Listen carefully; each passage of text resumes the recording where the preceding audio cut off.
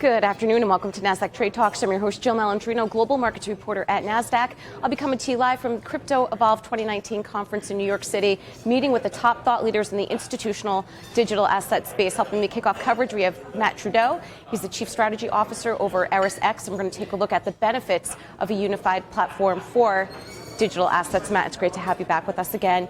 Let's talk about some of your goals for 2019. It was a big year for you last year. What are you looking at for this year?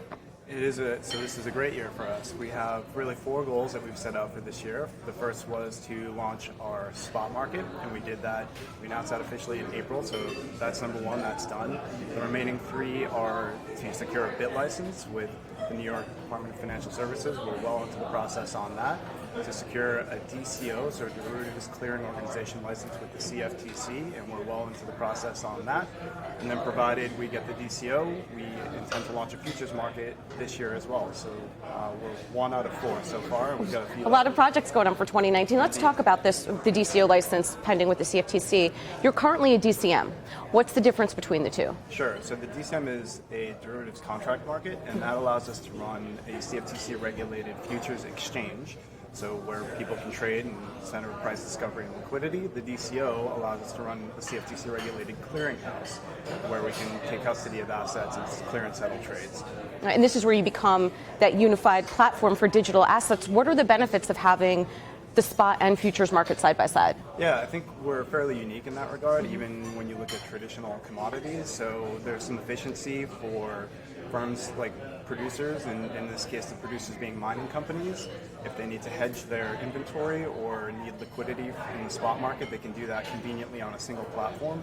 From a post-trade standpoint and a collateral management standpoint, both the cash and the crypto and the futures can be stored at our clearinghouse, and so there's some efficiency in terms of managing collateral. You don't have to have assets on multiple different platforms. They can all be in our clearinghouse.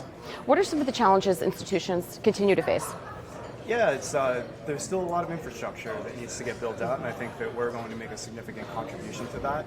The market's professionalizing, and we think that in terms of what institutions are expecting from a trading experience, from a custody experience, we'll bring some of those solutions to the market, and that's really the foundational pieces that they're looking for in order to build their businesses on top of. And it always comes back to market structure. So where are we right now with digital assets and how that's starting to evolve? We're getting there. So there's still a lot of over-the-counter trading. We think that as more mature, more reliant, more performant, more durable exchanges start to come online with clearinghouses that represent greater security and trustworthiness come online, and some of that trading will move from the over-the-counter market to the exchanges.